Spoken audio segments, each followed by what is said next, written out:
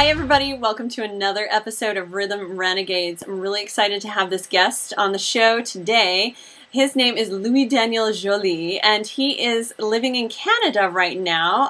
Very interesting guy, drum circle facilitator, percussionist, amazing YouTube channel. So check it out right now if you can, youtube.com/LDJOLY. Really cool stuff. You can also find him at his website, baratanga.com. That's with all A's and spelled just the way it sounds. But Louis Daniel, thank you so much for joining me today. Pleasure, Kat. Just going to ask you a few questions, and I'm curious, what do you do, and how did you get into what you do? Actually, I started facilitating maybe, I would say, about 15 years ago without knowing it, actually. I was conducting percussion and cymbals in different universities and different colleges in Quebec. And the way I was actually conducting was more facilitating percussionists playing together without actually giving them musical directions. It was with my body language, with my expression, with my smile, with my hands, without actually giving them the pulse or telling them you need to stop or stuff like that. And a couple of years later, I would say during the year 2000s or something like that, I started actually doing a lot of activities with kids while I was with Cirque du Soleil on tour. And there I discovered, I think first it was Arthur's book while I was in Ostend in Belgium. And because I was asked by the Cirque du Monde to have an activity for children of the war. So the circus asked me, could you do let's say a 1 hour activity with kids with everything you've got in your percussion setup. You could bring everything on stage and have maybe 15, 16, 20 kids play with you. And I was like, what am I going to do? I don't know them. Nobody spoke my language. Half of them didn't speak English because they came from different countries from how do you say that? Les Balkans. Bosnia Bosnia and all those countries that had wars. So those kids were actually orphans from those wars. They did not speak many languages. So I researched what I could do with them, and I got Archer's book, and I started. This is a new approach for me. It's great, and it touched me so much when I did the activity with the kid that after the activity, one of the people who were taking care of the kids came to see me, and they said. What happened was great because some of the kids, because they lost everything they had in their country, including their family, they actually smiled today from the first time since they got in Belgium to be helped by that organization. Yeah. And that touched me so much that when I got back to Montreal a couple of years later, I actually started researching and wanted to become the best facilitator I could with the experience I had gained as a percussionist and as somebody who worked with children for about 25 years or something like that. Yeah. So I started giving myself more and more into facilitating, trying to train myself, trying to get better and trying to produce activities with kids. And in 2007 actually started promoting and producing activities for different companies in Montreal that had to do with percussion and kids. And that was the beginning of my I would say drum circle facilitating career. It's around 2007, really intensely, because I had done about maybe 4,000 shows in my career as a percussionist, more than 2,500 shows with Cirque du Soleil, and I felt it was time to move on, to give out the rhythm I had attained from all those experiences, gained from all those experiences. It was time for me to give back to the community all the rhythms I had within me. So this is how it all started. Oh, wow. That's amazing. Who have been your mentors along the way? Biggest mentors, my parents, my dad and my mom, who always helped me and always told me, do whatever you want in life as long as you're happy doing it. And if you can do that, we will have been successful as parents. So that was the biggest lesson I had. After that, I had my first percussion teacher. He was really, really rough with us. We started 25 percussionists in the program in college. only 6 graduated. He Wow. fired 19 of us. Not me, I stayed, but because it was really rough with us, and we had the privilege in a way to kind of sending on his last trip because he died within our last semester. He had a ACV, is that the expression? He was 42 years old and he died really young. But the 6th graduate, we actually carried his casket and we sending off like with drumsticks, and it was beautiful actually. And Wow. I'm still talking to him once in a while because I don't know, I always felt connected with him even though he was not there anymore. After that, I had my percussion teacher, Luc Boivin, who was a really well-known percussionist in Canada, who did, I don't know, like thousands of recordings or TV shows or movie soundtracks. He's one of the best percussionists in Canada, and he helped me become a multi-percussionist. He always was telling us, learn as many instruments as you can, and you're always going to be able to find the right color for the right project once that time comes. Yeah. So it was a big influence. And also, like, as far as facilitating, my fellow facilitators have been mentors for me, and also Archer, who has been, he influenced me so much, like so many people in so many ways, that I would say that group of people would be my mentors, but I think everybody around me is always a mentor. So. What is your day-to-day life like? Is there a typical day for you, and who do you work with exactly? How are you changing the world with rhythm in your town?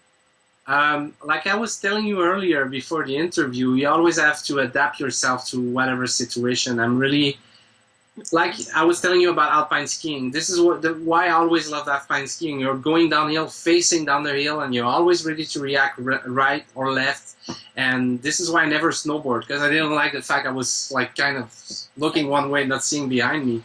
My day-to-day life is like that also. I'm always open to new opportunities, new ways to connect with people with rhythm.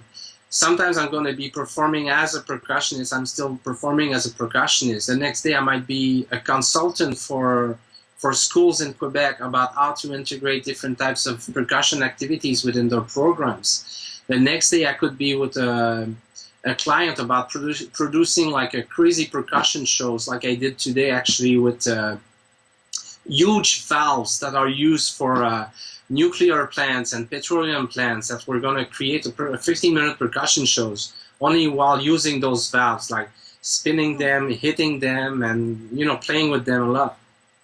So tomorrow I'm doing dance classes all day. So it changes. Every day is a different day. Tell us, before the interview we were talking about some facilitation techniques, and you are an amazing facilitator. I can not only tell by your YouTube, I can tell just by the way you're describing your events and your experience in Cirque du Soleil. And maybe you can share with us your signature facilitation technique that I'm pretty sure you invented. Oh, you mean my signal? Yeah, it was last year I went in Japan, and unconsciously I was always doing this signal, and the guys over there, they said, there's a number of, I think it's 12 technologies, like Archer would call them, like 12 signals that we use, and you brought a new one today, and I was, I'm sorry, I did not invent anything. I learned from all you guys around me, and no, they said, you did something different. What do you do actually when you walk out of the circle and you're like, giving, like if you were giving us something and you were tilting your head down and you walked like backwards. Yeah, what is that signal? What are you doing? We don't understand it. And the Japanese people are really like inquisitive about, what are you doing? We want to learn. So basically I'm ending you the rhythm. I'm giving you the rhythm. I don't want you to think I'm still trying to interact with you while I'm outside the circle. I don't. So it's yours. And if need be, I'll get back inside and I'll just give you the attention signal, and then we'll do something else together. But I felt it was important for me to have this signal, because in Montreal, I don't know why, maybe that's to do with French Canadians or the way I'm facilitating, I don't know. But every time I was walking out of the circle, people were like looking at me. They kept staring at me like, what are we going to do next? Like, What's going to happen? You're not there.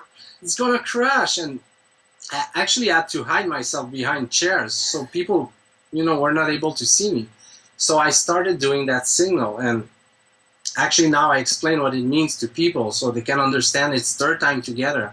Like that kid, in his room, his musical room. It's your time together. yeah. So I don't So know. It it's just felt, kinda- again, and yeah, putting it's your just head- like it's yours. Enjoy, I like your that. rhythm. It's yours now. Enjoy, have fun with it.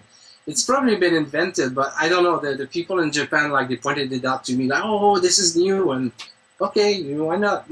No, it's nice to share ideas, definitely. And so tell me, what would you do, how do you start out your like corporate drum circles with, let's say you have 100 people sitting in concentric circles?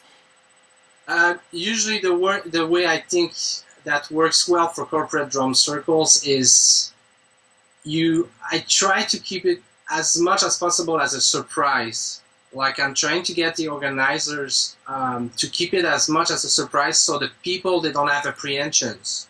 Because a lot of people, because this is something I researched, and actually in Quebec we're pretty far back as far as drum circles. We're not a rhythmical culture. We're mostly about singing, like cause and response songs, and mostly about violin, and we don't have like that rhythmical culture you have in the States with the drum corps, with the marching bands, with going to see a basketball with games with drummers on the side and all of that. We don't have that in Montreal as much. It's getting back there. So people are really scared about playing percussion to a certain extent. Everybody says, I'm not good, I'm not gonna be able to play this, I don't have rhythm. So if you keep it as a surprise, for me at least, it works well, because when you open the door and they see like 10, 15 people playing, or my friends playing percussion to help them out, Yeah. it takes about 15 seconds and everybody's sitting down and having fun and they start playing. Awesome. And then I go within like Archer's technique of drum call, and then it starts out well. But for me, to have it as a surprise it's worked really well for me. But I think it changes wherever you are in the world, with the companies you work with and the people you work with. But in Quebec, this works well. What is it you were talking about with boomwhackers and passing them to the back? And sometimes when I do community drum circles, you never know what to expect. You might have 53-year-olds, or you could have like professional drummers. You never know what to expect.